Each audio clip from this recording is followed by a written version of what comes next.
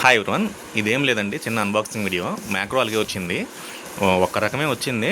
ఇది మనకు పంపించిన వాళ్ళు న్యూ ఆక్వాటిక్స్ చెన్నై, తెలుసు కదా. నేను ఇంతకుముందు చెప్పాను కూడా, గణేష్ బాబు అని అతని దగ్గర నుంచి వస్తుంది మనకు. నేను ఇది మీకు ఓపెన్ చేసి చూపిస్తాను, వీడియో పాస్ చేస్తానండి, ఒక్క నిమిషము.